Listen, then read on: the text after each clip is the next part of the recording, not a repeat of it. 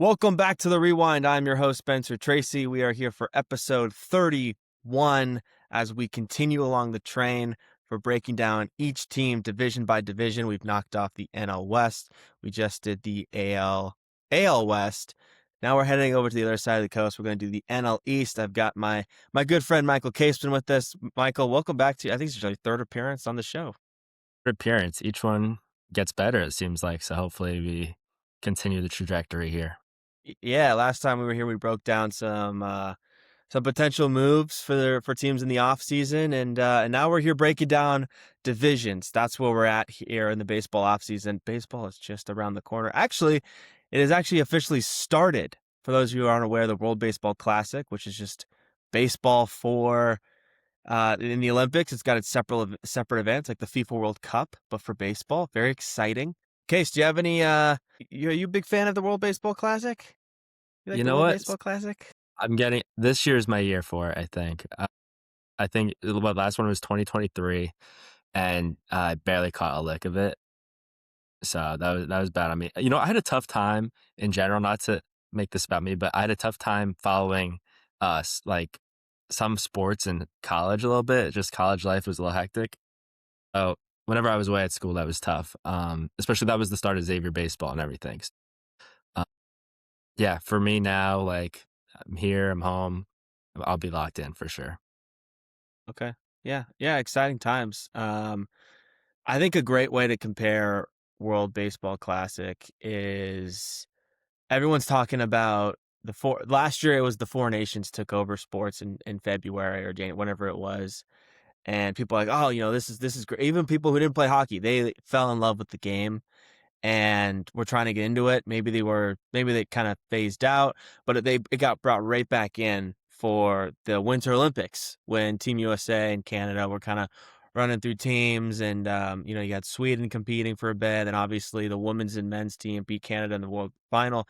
I think it's very similar to that. If you're not into baseball, the World Baseball Classic is a phenomenal way to just see the best of the best go at it head to head, get a feel for almost a soccer-like environment, but for baseball, right? If you think baseball's a little too slow, and because it's every day, they only get, I think it's like 2 weeks. This is only like a 2, maybe 3 week event.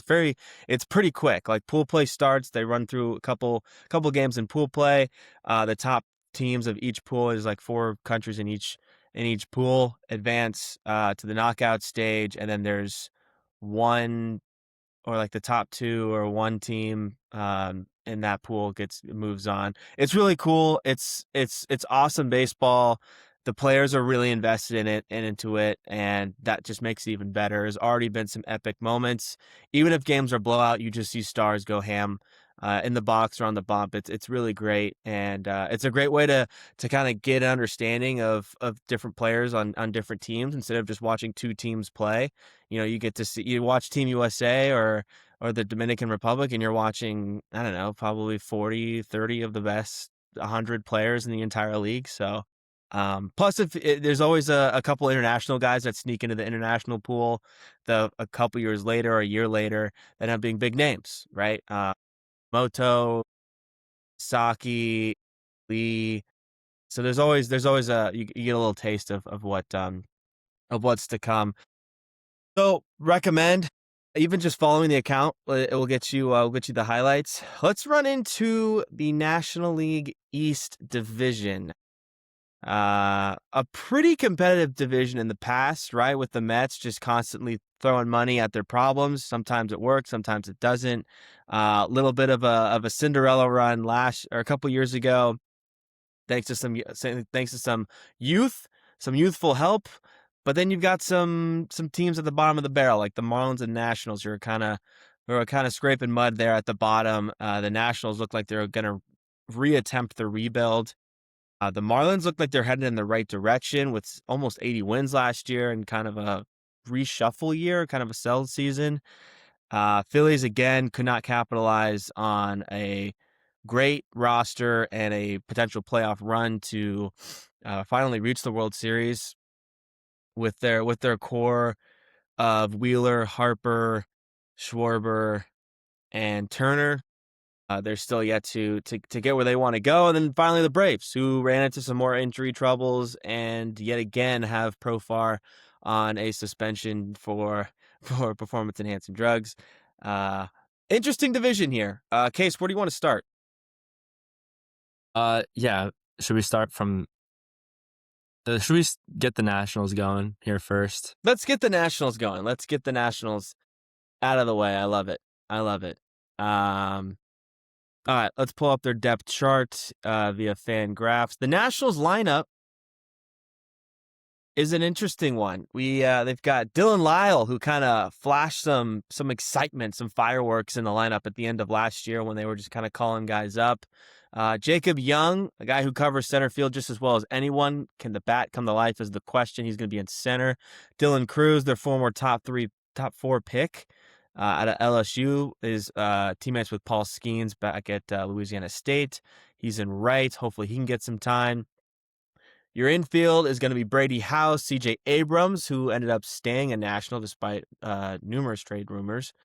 And then we've got Luis Garcia, who got a contract extent. No, he did not get a contract. That was another Garcia. That was Maikel Garcia from the Royals. Luis Garcia at second base. People I know are big on him. Looks like they've got a hole at first base here with Andre Chaparro. Is that right? Is that Chaparro? I Yeah, don't I even know believe who that so. is, to be totally honest. And then Kyber Ruiz is their catcher, and Harry Ford is their backup. Another interesting piece they got from the Mariners. Case, where do you want to start with this lineup? Yeah. So to me, right, they did not do a lot. They did. I mean, I'm not looking at anything in free agency that they really did to boost this lineup. It looks like they got Joey Weimer, but that was about it. Um, and to me, it's like an interesting time to be a Nationals fan. Uh, Obviously, a whole new front office and a young front office, and seems like the polar opposite of the last regime, which wasn't super analytical, but had their highs. Right, won the World Series, and now you're seeing this retooling year where they obviously trade Mackenzie Gore for a lot of young prospects, and it's like where are we now? Uh, and there's two ways they could have gone. Right, they could have kept Gore. They have this foundation with Wood, hopefully Cruz, Abrams, and they add a couple free agents or pieces, trades, and build it and try to compete. And they went the other direction, it looks like, right? Like they traded Gore, didn't add a lot. They're relying on some young guys here stepping up, like you said, Lyle. Looks like Brady House might be in the mix too, which is like not really one of the more talked about prospects to me. I mean, this kid was the 11th pick in the 2021 draft, 22 years old, and might start at third base for them this year. So interesting to see him there. But overall, right, like you said, not you're really relying on a few guys in Abrams and Wood, and it's a lot of unproven guys are waiting to break out right now. Yeah, I can't believe I even forgot to mention like their biggest piece, the heart of this team, James Wood. But people should know that name by now. Joining that kind of Brady House group, Robert Hassel. I guess it kind of all goes back to Juan Soto, right? When they had that World Series and the team kind of fell apart after their World Series in 2019, I believe, right? Right before COVID. Um, right, the team kind of fell apart. Strasburg was hurt, and he ended up retiring before finishing out that contract. So they kind of sold out. They did the rebuild. They got a massive haul for Juan Soto, Trey Turner, and Max Scherzer, which included guys like Robert Hassel, C.J. Abrams, Mackenzie Gore. That was from the Soto trade. Then they grabbed Kybert Ruiz and some other names that I don't think really made it up the minor league system from the Dodgers. Oh, their starting pitcher, who I'll get to, Josiah Gray. Um, so they had this young core and this vision, and Abrams comes up, and he even flashes a little bit more pop than expected. He looks really good. Mackenzie Gore looks like an ace. He was just on a strikeout streak to start the season last year, leading the league in strikeouts. It looked like they were going in the right direction. James Wood was looking like another great piece from the Juan Soto trade, and it didn't look like everyone was really coming together. And so it looks like the trade for throwing Abrams in the rumors and Mackenzie Gore getting moved, like, they're kinda hitting the reset button again, which has gotta be frustrating. I think James Wood will obviously survive this reshuffle here, but, it just didn't work. Kyber doesn't really look like a starting catcher. He can't play defense. He's not really providing power to make up for that lack of defensive effort. And Dylan Cruz has shown struggles. It's still early, so there's still some faith there. But Hassel, I think, was supposed to be the star center fielder in the Padres system. Hasn't really panned out. And then Josiah Graves ran into just almost an elbow injury every single season. So a little bit frustrating in that return, which resulted in them shaking out the front office. It'll be interesting to see what kind of moves they make. And I think it's really just going to come down to making the right picks and recruiting the right prospects for whenever they move these guys for the future, to help future, right? Because this team's just going to be building for the future. So it will be interesting to follow this team, because James Wood is by far the only reason to watch this team right now. Dylan Lyle showed some fun. Sometimes Jacob Young will make a nice catch, once a week or whatever he does. But I mean, he flies. He's one of the fastest players in the league. I think the big thing for me is C.J. Abrams is. I think they tried to find a good home for him, other than Washington, and they just couldn't do that. I don't know if it's his off the field struggles or some inconsistency in his swing, but I think he's a really good player. And come trade deadline, definitely a name to watch for a team to jump on him to get an exciting young bat uh, to move to second base too. I think they're trying to move him to second base. Absolutely. Let's Well, it move makes on. sense too because Yeah. I mean they just drafted. Oh, sorry, but they just drafted right Willits. Um, hmm it looks like their long-term plan is not C.J. Abrams. That's just what it appears to be. So, and that makes sense too because if you're gonna trade Gore, they're on the same timeline, right? Abrams and Gore are pretty much on the same timeline to where if you're gonna get rid of one, you should get rid of the other. To me. And then I just want to touch more on Dylan Cruz, though. I mean, this is a guy that we were talking about first overall pick conversation with Skeens not too long ago now. And so we just haven't seen it at the big league level. We see flashes. He can run. We know what he was at LSU, right? There was it wasn't some crazy conversation that he would have been the first overall pick over Skeens. So this year is a major year for him. Is he a part of this long-term solution or not? Yeah, only a 208 average last year. He played in 85 games. I know there was an injury in there, and he was kind of going up and down. Right, the strikeout numbers are the most alarming, I think, from what we've seen his performance on the field. The defense will definitely be there. There's talk about him maybe moving over to center because of that athletic ability. Yeah, that was a big part of it. I mean, this guy hit everything thrown in his direction at LSU in a pretty exciting draft. It's easy to lose touch with some of these guys. And then Willits, I completely forgot about Willits. A high school guy too, so it's not like he's in college and they can expect him up in 1 to 2 years and maybe hop in with Abrams and Gore. Yeah, it makes sense to kind of move on and just stack up for 2029 or 8, whatever they're looking to start moving forward. Over to the rotation, doesn't get really any better. Miles Mikolas will be the ace, it looks like, and then Cade Cavalli, I think, was the signing. They've got was Josiah Gray to make up the middle. Brad Lord, who I have heard some people kind of like Brad Lord a little bit and his stuff. Jake Irvin looks pretty decent. He makes up towards the bottom of the uh, of the rotation. Nothing really to speak on. Case. Yeah, I would call it throw up in my mouth, honestly. Like, I hate this rotation. I think it's probably the worst one in baseball, just straight up. Just at least a lot of these other rotations have a guy that you're excited about. And to me, the one I'm probably most excited about is Josiah Gray coming off of injury. But we know what Michaelis is. We've been through this now. He's 38 years old. He's probably gonna start for them opening day. I mean, Yeah. I'm just not it's not like they have these young studs really coming up where they're throwing them, and it's like, "Okay, let's see what they got." The lineup has some of that. But to me, the rotation, this is the reason they're going to really struggle this year. They're not going to be able to pitch against these other big bats in the NL East at all. No. And they had bullpen issues last year. They didn't put a lot of effort into restructuring that. They actually traded one of their bullpen arms to Seattle for Harry Ford, who could be an exciting piece for the future potentially. I know Mariners fans were a little shocked to see him go. That's another fun piece to keep an eye on. Going over to their season projections, Fangraph has them at 69-3.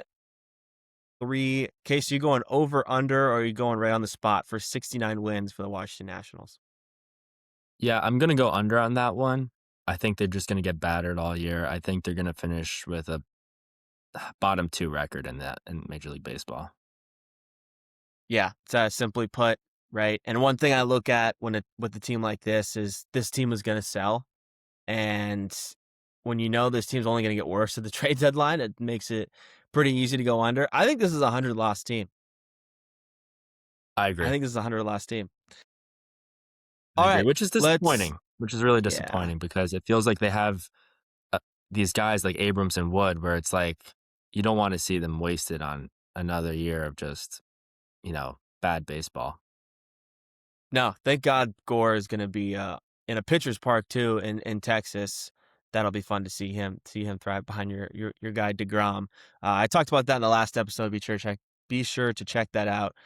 Great episode with Ian Nepetion. Let's carry on to another team here. Let's go. Let's go up. Let's go up with a more exciting team here. Let's go to the Atlanta Braves. Interesting squad. Obviously, their beloved skipper hired, and so it's a little bit change of the helm and a little bit of a roster shakeup too. Hoping for a more healthy Acuna season based on what he can bring to the table with his MVP status. Going from left to right, they got my guy Mike Yastrzemski in left field. Michael Harris in center field, looking for a bounce back 2026 season. Ronald Acuna Jr. will stay planted in right field. Mauricio Dubon is a mentionable depth piece here as well from Houston. I really like that pickup for them. Austin Riley, another guy on that, trying to get some revenge from last season. He's at third base. Ha-Sung Kim already looking at some injury trouble, I think, in this offseason, but he's supposed to be their starting shortstop. Ozzy Albies at second base, and Matt Olson at first base. One of the more consistent players over the last couple of years, shockingly. Just an absolute missile coming off the bat for him. Drake Baldwin coming off some a really good season. He's projected to start half the games here with Sean Murphy behind him and Jonah Heim as their third catcher. So a pretty deep catching group here, which you don't see on a lot of teams. Normally you want an everyday guy and then someone who just plays good defense and maybe gets on base, once or twice to start. But they've got to be excited about Drake Baldwin, right? And then Sean Murphy looks like he's kind of towards the end of his prime, so the great little transition for them. But Case, what stands out to you with this lineup right now? Right. I mean, this is a major switch now. I love this lineup actually, and it was obviously disappointing last year the way the season shook out, injuries, down years for guys. Fully expecting Acuna to bounce back. Matt Olson, you're saying one of the most consistent guys in baseball, plays every single day. Austin Riley to bounce back. Michael Harris, great second half, and he has the talent. Last year was a weird year for him. Like we're looking at Albies, Harris, Riley. To me, all bounce back. To me, the biggest question marks with the lineup is obviously lost Profar for the season due to the suspension. Uh, Leaves a hole. Right now, it looks like maybe Dom Smith, who they signed, is going to pencil in there in DH. Left field, at least they got Yastrzemski, which ended up being a really nice move now that Profar's out. And then shortstop, like you said, Kim not going to be there probably to start the year. So Dubon, and then they got Jorge Mateo too, who I think could mix in there, who I do like. So overall, it could be a deep lineup if things shake out the right way. Yeah, I would. They had such a down year last year, and so about half their lineup are got candidates to really have a bounce back year. I think the biggest one for me is we've seen Riley do his thing. I'm counting on Olsen to just be a really solid piece. Maybe he takes one or two steps back, but I think he's still going to be a really pivotal piece in this lineup. I like you said, Harris second half. That's still there. The defense is definitely still there. I'm positive Acuna will bounce back as well. He'll get the Team Venezuela reps in there as well. Ozzy Albies is the one that I'm really worried about. I feel like we've been waiting for his bomb to kind of go off any minute now. Just an absolute doubles guy in 2023, slashing 280, 336, 513. Just a really good switch hitting bat that showed a lot of pop at a position where you don't really expect that at second base. And he was really a huge piece in this lineup, especially throwing kind of in the middle, even at the front sometimes. But then the last couple years, like 250, 240, only played 99 games in 2024, played a full season in 20 and just last season, but the numbers just didn't show what he's capable of. So it was just all in all a down year. He had a 4-1 win season in 2023, but he's only accumulated a 2.6 over the last 2 years. I don't know if you want to have like a down year, I get it, but if you're gonna start stacking up a bad year and then you get healthy the next year and then you're still not great, I can only give you one more year to really get back on your feet before I can, you know, say we just gotta wait for him to return to form. I know some people are still on his train, and some people are just about ready to get off. I think he's a big part of how far this team can go, along with his teammates who kind of need to shake things up as well. And part of that state is just staying healthy. Right. So, well, the thing with Albies too is right when he was peaking, he signed a 8-year, $38 million Yeah, extension. Right. Absolutely robbery. It's probably the biggest robbery I've seen. Obviously, when you look at the numbers last few years, it's not. But at the time, it was like, what is he signing for? What is his agent doing? And the rumor is that he's been really disgruntled about that contract, right? I'm pretty sure he fired that agent. And now, so we're getting to the end of that contract now. This is the last year, and then I believe there's a club option. I don't know the full details on that, but yeah, now 2027 it it's looks go like. Yeah, time. Like he's not stuck in this this long term lower AV contract. This is his chance where he could really step it up and play like a player that does on a contract year where we see a lot of guys have their best years on contract years. So I have some hope for him. yeah, that's a really great. I kind of missed that. That's a great point. Ozzy Albies on basically on a contract year. With the club option. Moving over to the rotation, this is a little bit this is a more fun rotation. Chris Sale at the top with Spencer Strider at the number 2. Ronaldo Lopez and Bryce Elder towards the middle. Grant Holmes and Schwellenbach at the bottom. With some decent depth here as well. Is there a name that stands out for you, Case? Yeah, to me, I'm excited about Reynaldo Lopez. Obviously hurt last year. I think he pitched one game, and now he's back, and he looked good in 24. So I'm excited that he's back on the bump. Obviously, like if Sale and Strider are going, those are the guys where it's like they could pitch with anybody in Major League Baseball. Um, and like you said, right, we talked about the lineup, a lot of down years. Same with the rotation. And there's a lot of guys here where I'm like, there's too much talent for them to just suck. They're going to bounce back. They're going to play well again. This is probably the best bullpen in the NL East, at least today. Um, Robert Suarez signing was probably one of the biggest bullpen signings, at least in the NL East. So when you have those two guys, in Iglesias and Suarez, at the end of closing out games in the 8-9, uh, that's really something to be excited about. So that to me, that's one of the strengths of the team. Absolutely. You got Aaron Bummer, a lefty specialist. Um, yeah, that'll play. They'll definitely enjoy going to their bullpen with some confidence too, especially with the new skipper. Do you remember who the skipper was? I'm blanking on the skipper.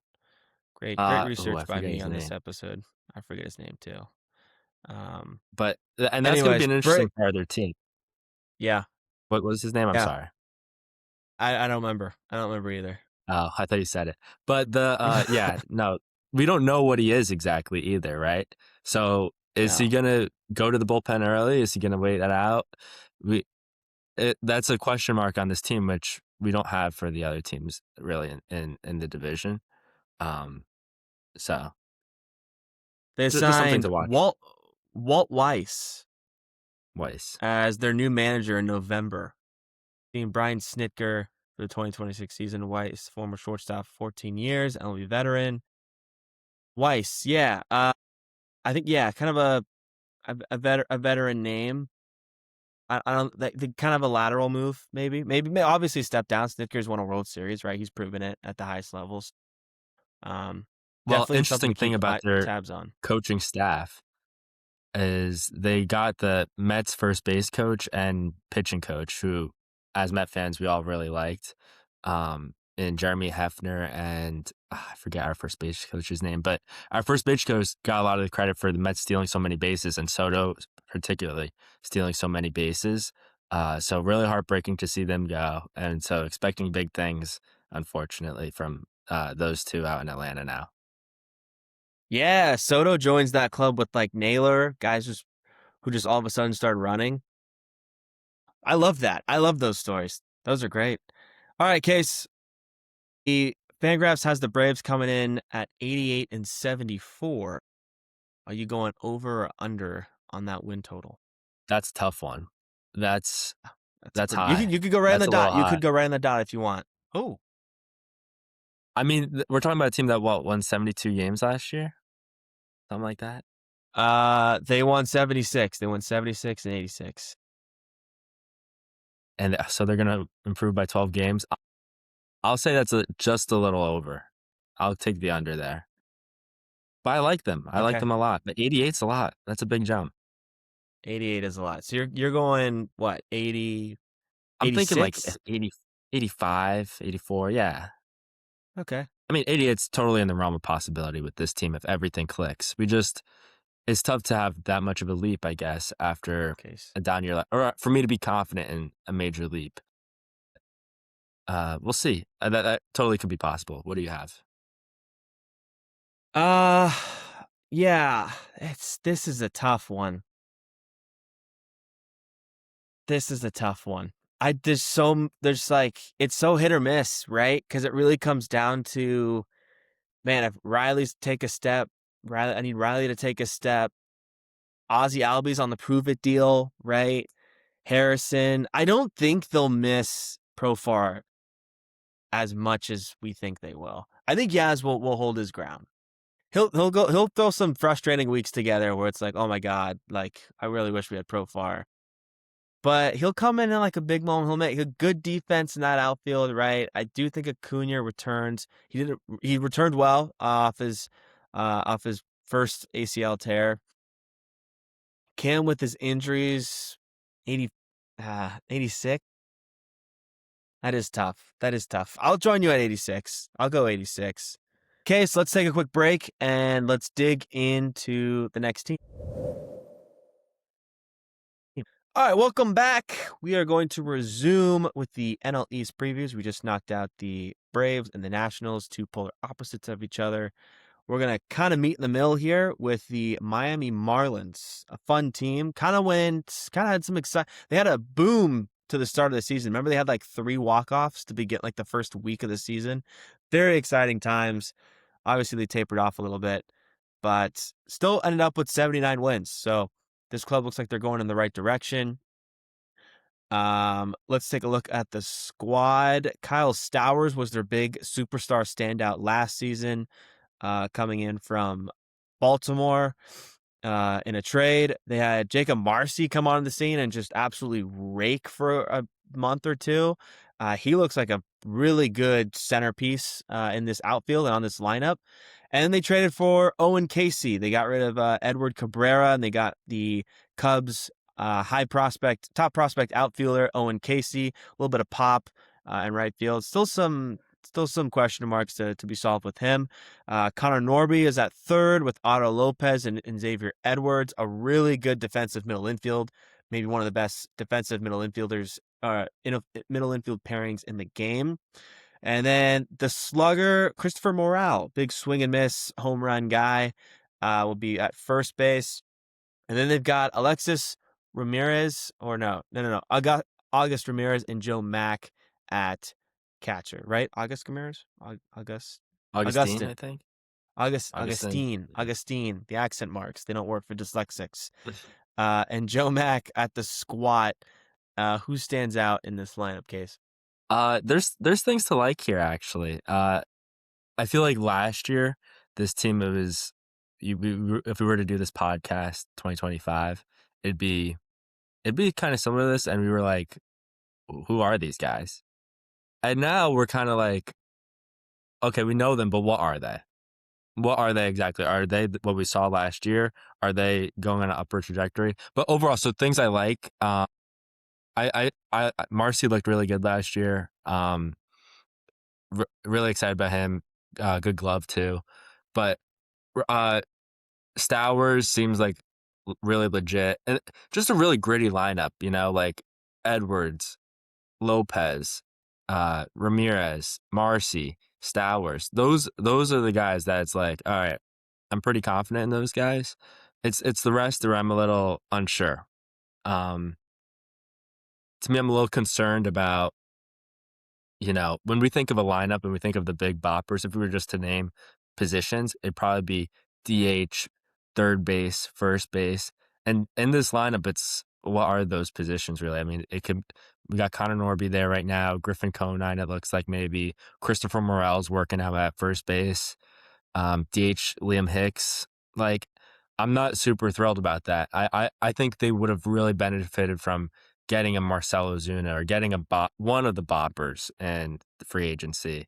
And it looks like this lineup is really lacking that. Someone who could bat right behind Stowers.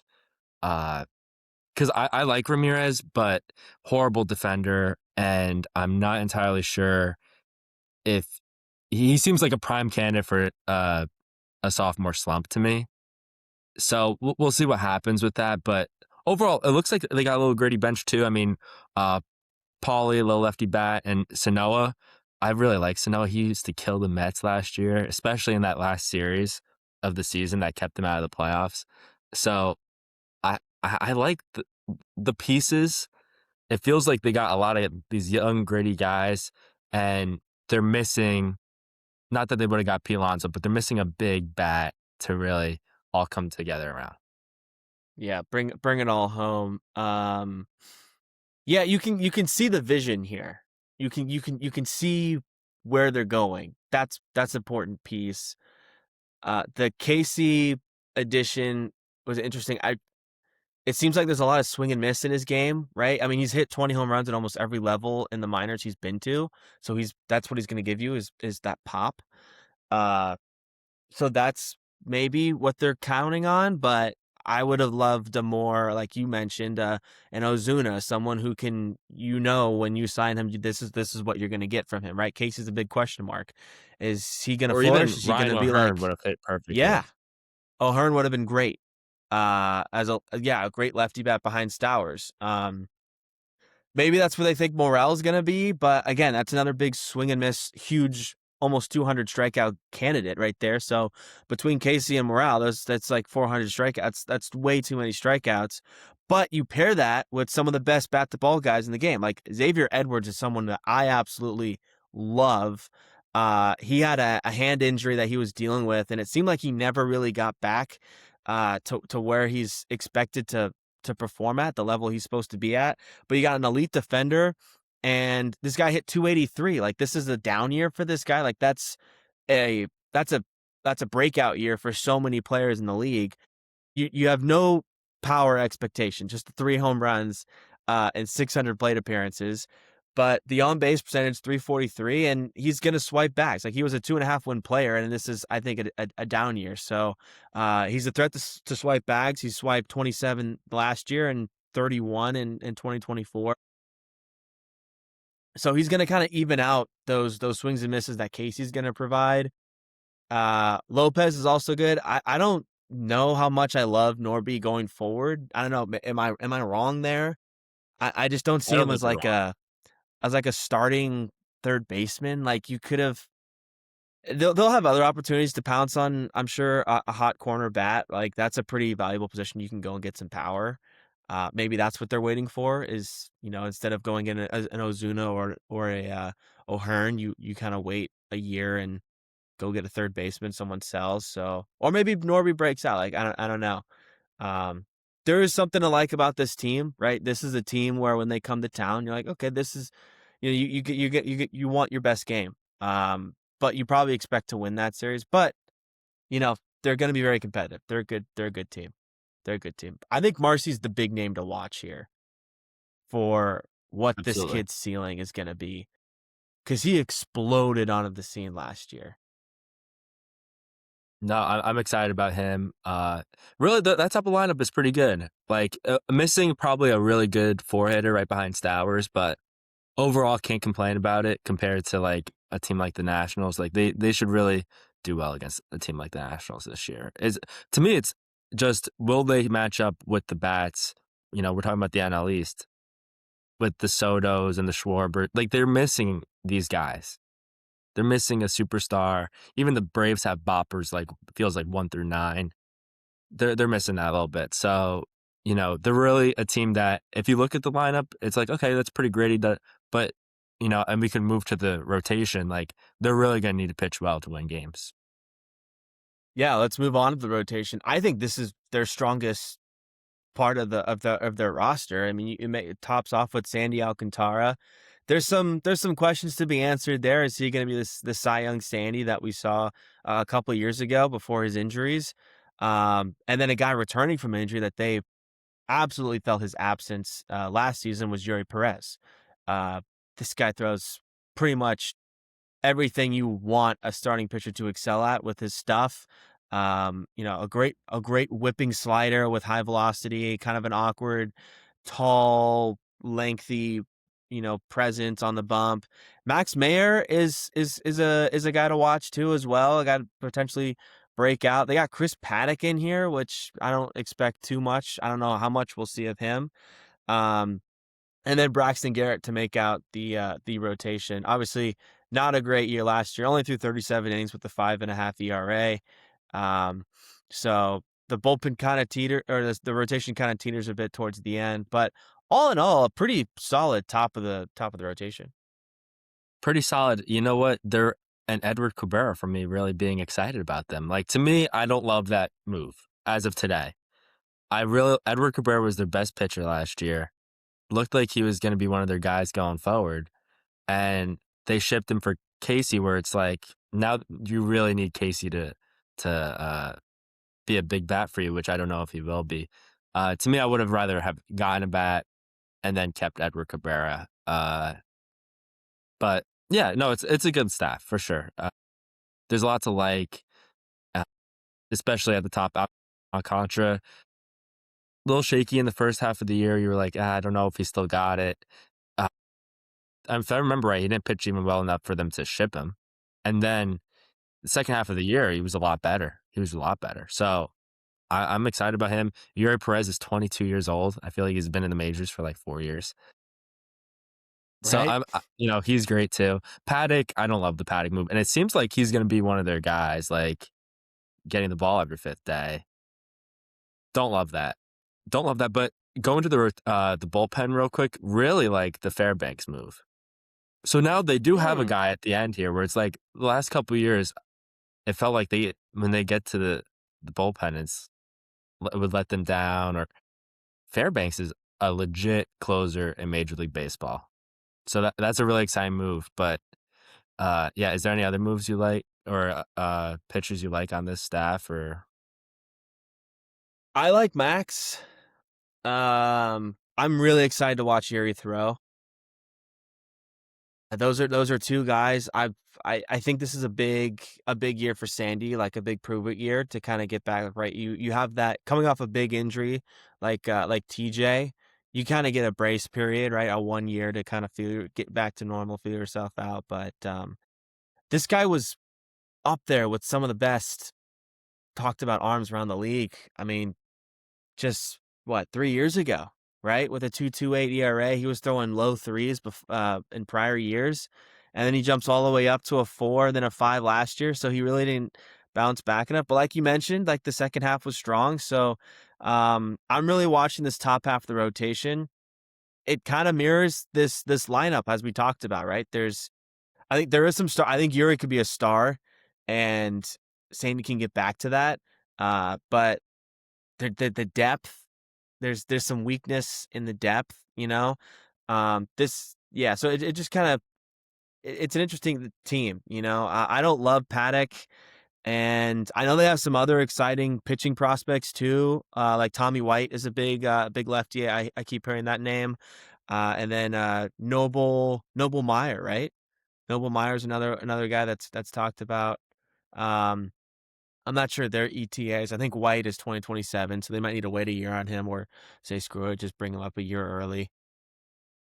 Yeah, I think Max will be a really important piece. If Alcantara isn't back to what he's supposed to be as an ace, and that puts a lot of weight on Yuri's shoulders, and then maybe Max can step in. So he will be a big X factor for this rotation as well. Going on to predictions, the Miami Marlins coming off a shocking 79 win season. As I mentioned earlier, they're projected to win 75. So they're projected to take a step back here by Fangraphs. So maybe they also did not love the Edward Cabrera Casey move here, Caseman. Yeah, 75 is interesting. That's probably right where around where I have them. I'm gonna go over on that. No, actually, I changed my mind. I'm going under because this is why I'm going under, actually. I could totally see this team, if they're not exactly where they wanna be at the deadline, trading Fairbanks, looking to ship Sandy if he's been pitching well, and just completely selling those guys. And so to me, I can't bank on an over if I think that's like the Braves, the Phillies, the Mets, they're gonna things have to go really, really bad for them to wanna sell at the deadline. Whereas it's like a 50-50 chance, right? We're talking about the Marlins selling, it feels like. And that's probably why I'm gonna take the under on that. I'm gonna ride the over. I'll go 77. Maybe they lose two. Maybe those that 2 game difference is one of these guys that we mentioned doesn't rise to what we expected them to be, and they sell at the deadline. They get a haul for Alcantara, or like Christopher Morel goes off, but they're not competitive, so they ship him away. So that's what I'm going with 77. Let's go to your Metsies. Let's go to the New York Metropolitans. They had an 83 win season last year. A little bit of a nervous ending to their season. So they made some changes. They made some changes like they always do. They got Juan Soto. They're moving him from right to left, it looks like, and they're gonna reshuffle some names here, sending Brandon Nimmo off, the beloved Brandon Nimmo of New York, to the Rangers, and they replaced him with Luis Robert Jr., someone who ranked 10th in my top center fielders list. Check that out on Instagram at the rewind_pod. Caseman, you can't do that because you're too cool for Instagram. And then they've got Carson Bench, the rising outfielder prospect for the Metsies, starting in right field. That's an interesting one. Tyrone Taylor looks like a depth piece here in the outfield, along with some other guys. Mike Tauchman, don't forget about Mike Tauchman, and MJ Melendez. Little interesting, sneaky move there potentially. Talk about sneaky moves. You go and trade for Marcus Semien. A couple months later, you signed and you've got Lindor already at shortstop. So you got your middle of the infield. So what do? You go do? You go sign the top middle infield free agent in Bo Bichette, and you say, go play third for us for 162 games. So people are skeptical about that, and some people are saying people are reading into it too much. So a lot of balls in the air with Bo Bichette. Only one way to find out is to see him play baseball. Jorge Polanco will be at first base, and Marcus Semien at second with Francisco Lindor at short. In the squat, Francisco Alvarez and Luis Torrens.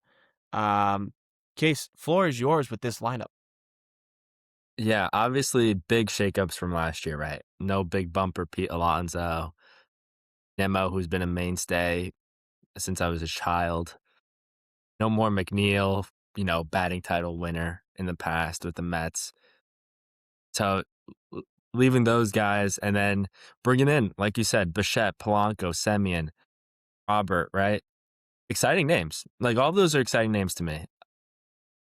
The question is, does that make up for Pete Alonso, Nemo, and, McNeil? Well, was not a fan of McNeil towards the end there, but, uh, to me, I like it. It's a little awkward, right? Like, what are we gonna do with Beatty and Vientos if we have Bichette playing third every day? Major question mark. Who's our DH? Is Polanco gonna play first base every game? I'm not sure I'm sold on that. We'll see how he does there. To me, like, Bichette will be the everyday third baseman, no doubt about it, and I think he'll transition well there, and I think that might be good for Bichette too. His last few years didn't seem to be great at short, so move to third seems like he could do it for sure. So, to me, the question mark's first base with Polanco. What are we getting out of the bat in Semien? We're really hoping he gets rejuvenated this year. Robert's just a question mark because I mean, we're a few years away from him feeling like one of the top center fielders in baseball. And obviously the White Sox, his struggles, that whole team fell apart that he was on. So can he bounce back? To me, this is a good place for him. We have Carlos Mendoza. We have got a lot of good young Spanish leaders too. I think that's important, right? Like, we're gonna come around now, and uh, I think he's gonna be inclined to really play hard under winning baseball, something he hasn't done in a long time. So Carson Ben's really exciting. Don't know if he's gonna start the year opening day, but I would be really excited for it. I think probably goes to Mike Togman. It seems like he's been playing well in spring training too. Yeah, he's been raking out here, yeah. Yeah, so I think that's a more likely opening day guy, but I'd be really surprised if Bench isn't up at some point this year. Uh, really excited to look out for him, and if he's a stud, that flips a whole lineup around. Excited about the lineup. To me, the lineup wasn't even the flaw last year. I mean, we could get into the pitching in a little bit, but there's guys to like in this lineup. There's obvious big bumpers at the top, and then a lot of guys where it's like, I feel like Alvarez played his worst already. I feel like he's got better in him. I mean, this was like a number one prospect in baseball. Beatty's looked really good. Vientos had a down year last year. I mean, carried us in the playoffs 2 years ago. So I'm not out on these guys. They're all those guys I just mentioned are relatively young, right? 24, 26, 26. I'm not out on them. And so, like, personally, I don't know if I would have gone and got Bichette when I feel like we have so many options at third base, but that doesn't hurt the team that they did that. It it hurts Vientos and Beatty. I don't know if they're going to play as much. Right. But now if somebody goes down, if Polanco goes down, if Semien goes down, if Lindor goes down, all older players, we got guys to plug in right there who I would have been okay with rolling as everyday players to start the year. Yeah, I didn't even mention Vientos at the DH spot, so it's gotta be a manager's dream to have a a versatile DH position, not having someone clog that up because now you can give someone a rest day. You can platoon. You can give other guys at bats like a Vientos, like a Beatty, a Mauricio. I know he's a little up and down, but he maybe he has something to offer. I the my biggest concern with this lineup is it seems like you forced some holes here, right? Like the third base position. You went and you asked Pichette to play a new position. That could definitely work out. Um, in my experience, I haven't seen too many success stories of a average defender move from one position to another and succeed. Or he could just be an average defender. That's really all you need him to do, as long as the bat is there, right? Um, and then Polanco is a guy who is an average to below average defender at second base. You do the same thing. You moved him over to first base. I have always been an advocate that first base is the easiest position to learn. If you can play infielder. Like, there's so many guys whose secondary is first base, and they can pick it up pretty easily. Obviously, it's a tough position, but I think it's the easiest one to learn. Like, if that was a if I could pick any position to have someone try and learn, First base is at the very top of my list. Then you can pick a corner outfield spot. First base. So as the one of the main reasons why you guys went and got Simeon, right, was to fix the defensive issues and kind of give up a bat like a Nimmo, which you clearly replaced with, Bichette and maybe a Robert or a Simeon or a Polanco. But I don't know, the middle of the infield looks really great defensively in Lindor and Simeon. My just worry is Bichette and Polanco. How are those guys going to play out? Are you going to be more vulnerable at the corners? Um, so that's maybe a concern for me. The Robert bat has has vanished at moments, but the glove's always been there. Um, I don't know, where do you stand with Robert? I put him in my top 10. I think the second half turnaround last year when the Sox got a little interesting, we started to see a major shift. K percentage cut in half, batting average skyrocketed. Um, where do you expect him to be in 2026? Did you see? I don't know if you remember. This wasn't last year. It was 2 years ago. There was a play out to Robert in left field where there was a big run on base. I don't know if it was the game-winning run or not, but fly ball, and he catches it lackadaisically, throws it in, and like the run scored, where he totally could have got the Yeah, guy at home. It felt like you remember yeah, this. I do remember this. Yeah, It just feels like that's something that he will not do this year. And if he does, that's it. Like there's no patience here in New York for that.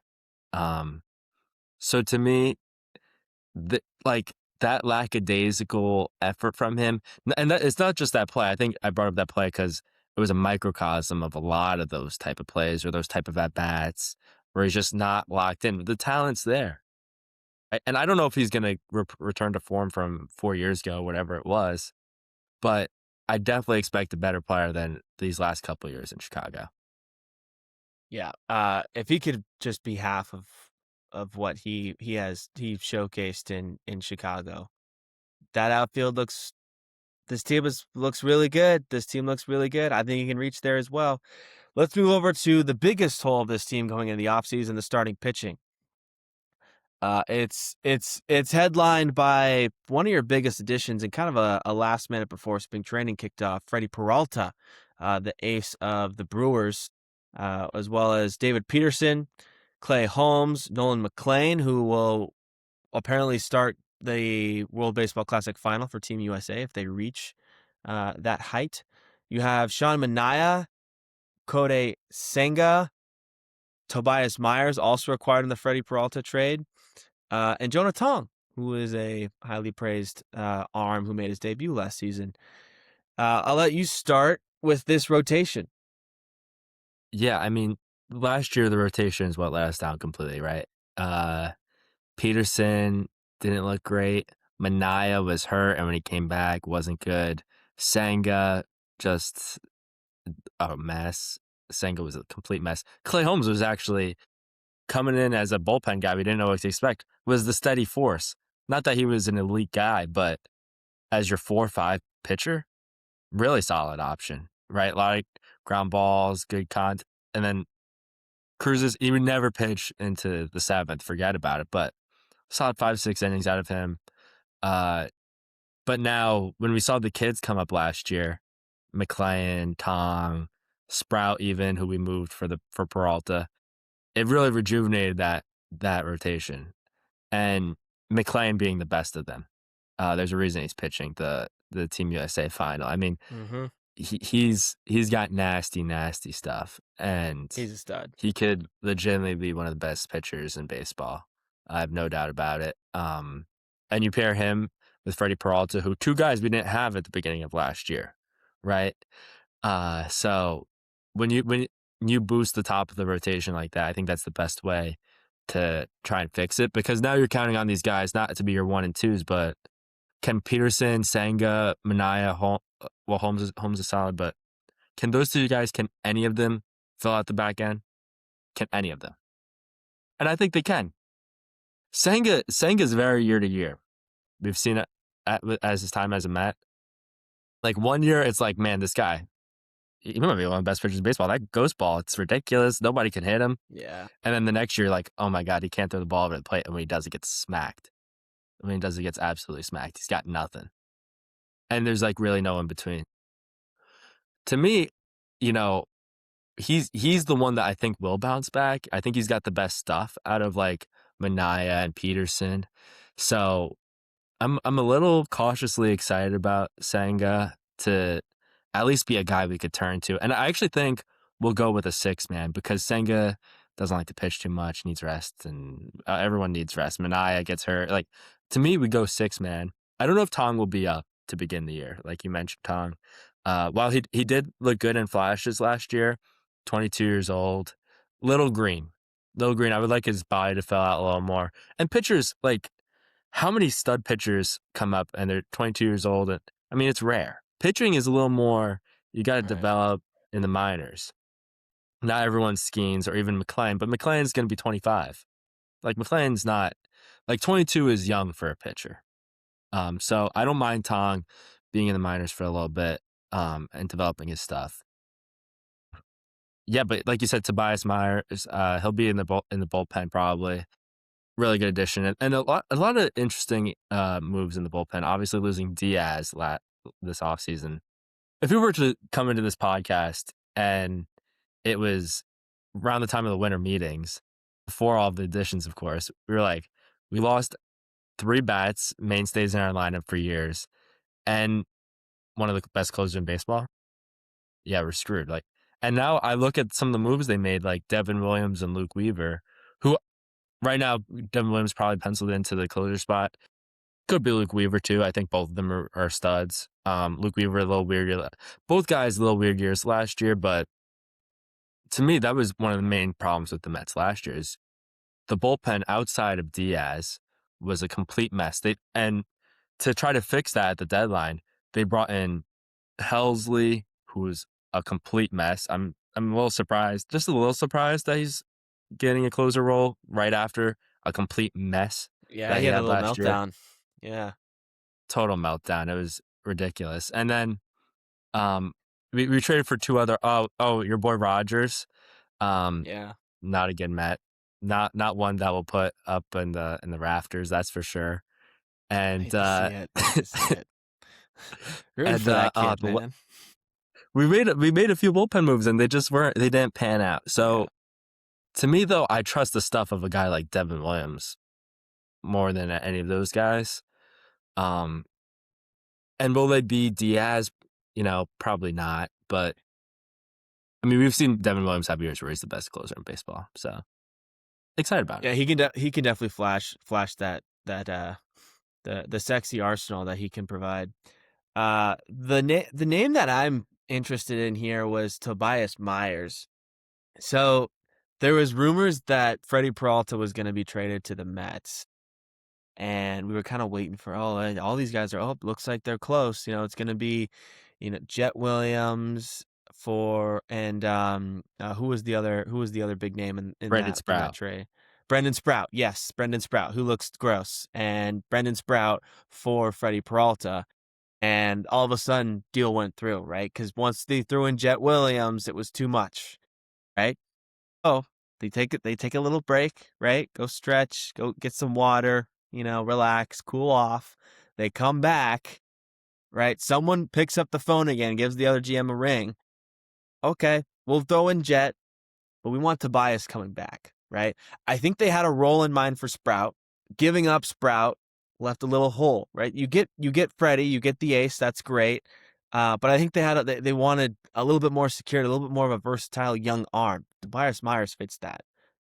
Can be a starting pitcher, right? Campbell's a starting pitcher, so there's always that option. But as you mentioned, he's probably going to go to the bullpen as an innings eater, maybe for like a David Robertson, right? He's more of a what would you would say like a 5 inning guy? Just give me a quality start, not someone who's going to go super deep into games. I don't know. I see a Senga or a Mania. Like if Senga runs into some trouble, maybe you don't want him eating going into the 6th or 7th innings. He just provides a lot of versatility, is what I'm getting at, and I think it's a really important just kind of add in piece that the Mets got back. I mean, Freddie Peralta obviously highlights it. He's an absolute stud, an ace. I wish he was wearing an orange and black uniform in the Bay, but adding the Tobias Myers piece, I think is going to be really important for this pitching staff going forward. And you already nailed um, the relievers in this bullpen, which will be key as well. Bullpens are always key. You need a good bullpen. You look at any good team, they need a good bullpen. Graphs has the Mets coming in at 88 wins this season, matching the Braves record at 88-74. I'm gonna go over as well.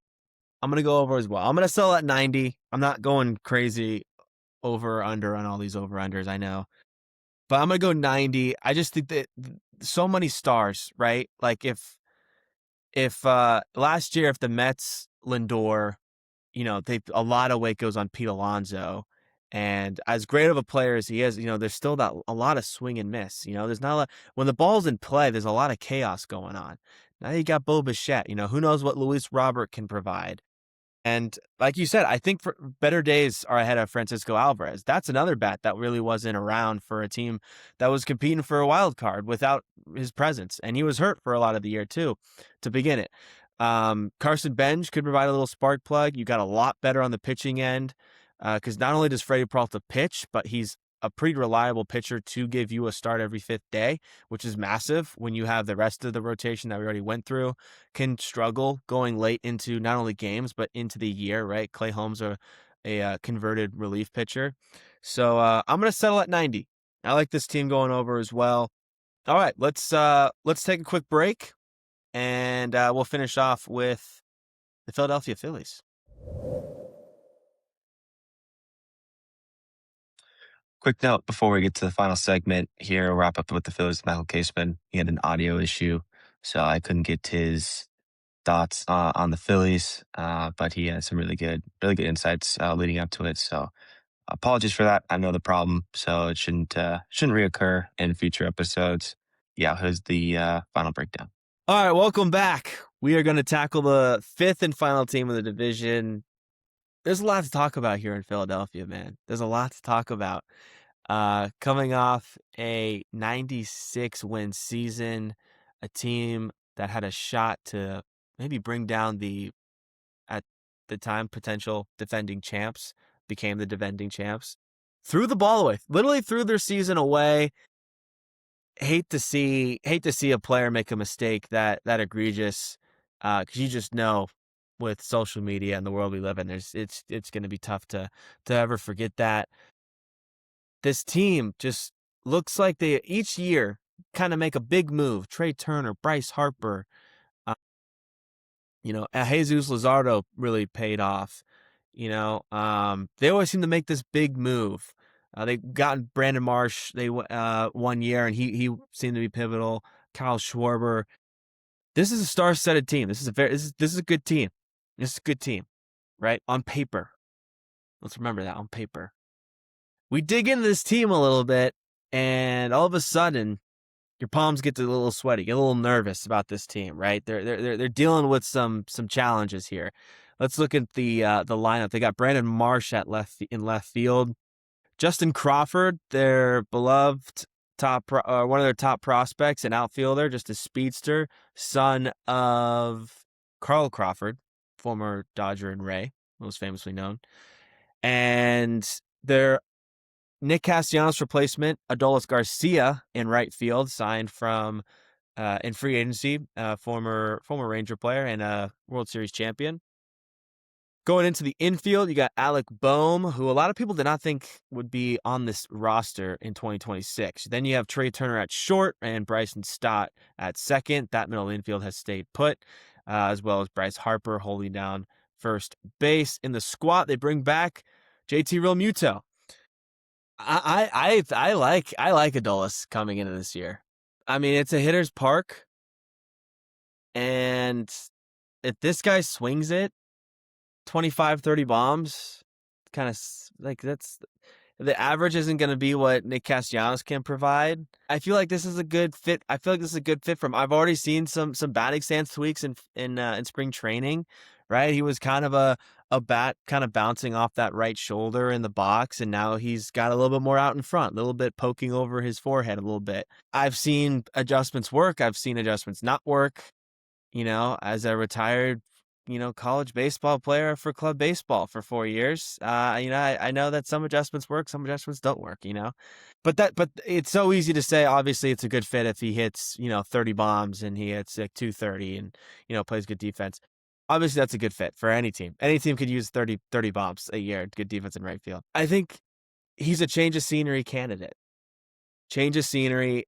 I just think the ball explodes off the bat. If you can hit the baseball hard, success will find you. Success will find you. You may line out sometimes and want to throw your helmet, but success will find you. The stats back that up, and this lineup is pretty sexy on paper, right? In this top of this lineup, you're right. Trey Turner, Kyle Schwarber, Bryce Harper, you throw Adolis Garcia kind of in the back middle of this lineup. I'm not saying he's going to have Teoscar Hernandez numbers on the Dodgers, but it just kind of reminds me like that, kind of lost in the dust, but still hit 20 bombs when Teoscar was in Seattle.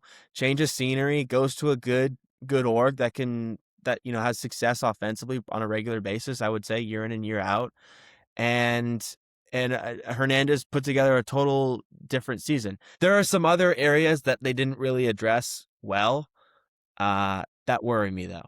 I don't love that you're starting a center fielder who hasn't really touched the big leagues in Justin Crawford.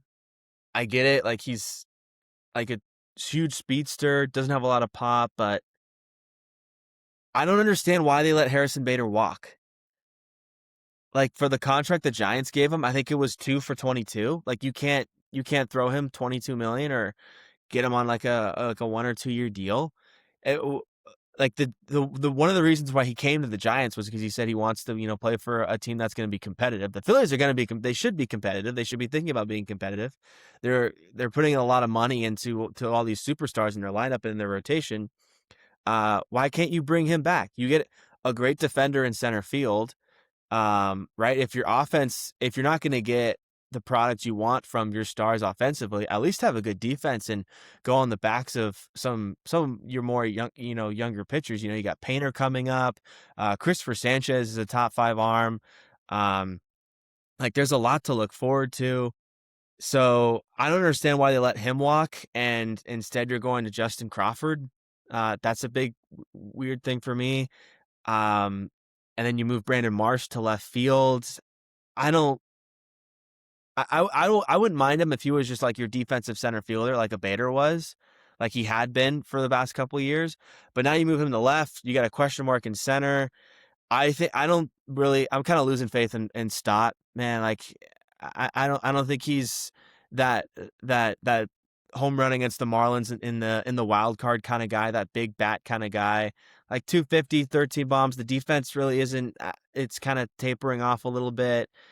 Um, and then Alec Bohm. Like you and I were both talking about how we didn't expect Alec Bohm to be on this team from the get go. This guy just did not really mess with Philly, right? Remember, he was just struggling defensively, and fans were like, trade him. And then he was getting all pissed at the fans. They weirdly made up within a week, and he's just he's just a whatever kind of hitter. Like he's pretty streaky. He started off the year horrible, one of the worst hitters statistically in the game. Then he got a little bit hot, bumped his numbers back up, and then I don't like Real Muto anymore. I think he's seen his last days, and their backups are Garrett Stubbs and Rafael Markin. Uh,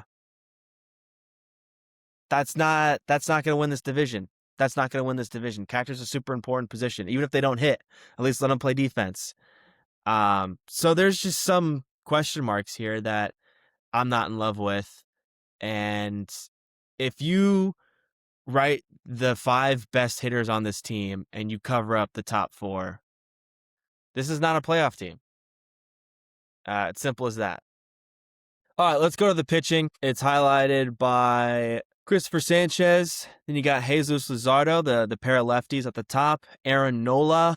They got Zach Wheeler on here. However, I don't know how much Zach Wheeler we're going to see in 2026. Andrew Painter, who may make the opening day roster. I'm not sure about that. He may come up later, but he's been the number 1 pitching prospect for, 1 or 2 years now. And then they got Taijuan Walker. and some other unrecognizable names. Top heavy rotation, and then it kind of falls off a little bit. And then real quick, the bullpen does look good. It's highlighted by Duran to close out the ninth inning. That will definitely shorten games. Alvarado's a solid up. Brad Keller looks really good. And then Kirking, even though he kind of threw away their season in LA, he had some good months. Yeah, he's a solid arm too. So the bullpen looks solid. Looks solid for Mr. Bobby Thompson. Hope you guys enjoyed my conversation with Michael. He's another guy that's going to be showing his face on here a few times. So hopefully you enjoy. There'll be more of that to come. Be sure to comment on our YouTube at 313 or on Instagram. That's probably the best place. But you can do that by following the pod at 31_pod. That's the best way to interact and get all the fun clips and updates of new episodes. But I hope you guys enjoyed it. Thank you for watching.